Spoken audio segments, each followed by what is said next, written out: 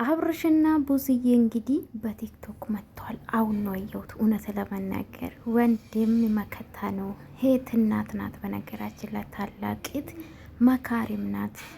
እንደ እናት ነው ባይዘዌ የሚቆጠረውና።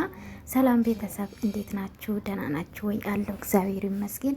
ሰላማችሁ ብዝት ይበልልኝ። ይህ ቪዲዮ ከወደዳችሁ ላይክ፣ ሰብስክራይብ ማድረጋችሁ እንዳትረሱ።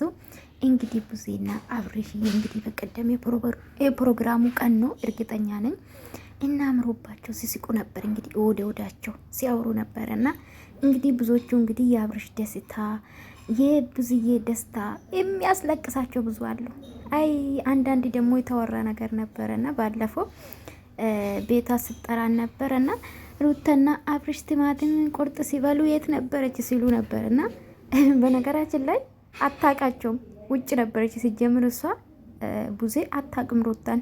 በስራ ነው የሚታውቀው። በስራ እንደተገናኙ ነው እንጂ ፍቅረኛ ማቾች እንደነበሩ አታውቀውም። በእናንተ የተነሳ ነው አብርሽ በግድ የተቀበለ። ኤኒዌይስ ስለምንም ነገር ማውራት አልፈልግም እንዶቼ እና እንግዲህ እንዴት ፈገግታ ነው በማረም ፈገግታ ነው ይቃጠል። አዳሜ ተቃጠል። ምንም ማድረግ አይቻልም። እና እንዴት አባታቸው ይዩት እንዴት እንደምሲቁት ማለት ነው ወዶቼ።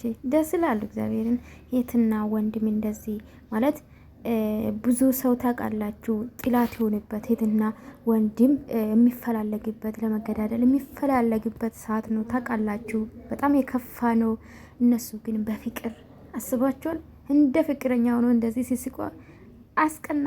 በጣም ነው ደስ የሚለው እውነት ለመናገር እና የቡዜ ሳቅ እንግዲህ ቡዜ በጣም ወፍራም ናት። በሽታም ሊሆን ይችላል። ሰው ልጅ እኮ ፈልጎ አይደለም የሚወፍረውና በፍረት የምትሳደቡ አላችሁ ምናምን በሽታም ሊሆን ይችላል።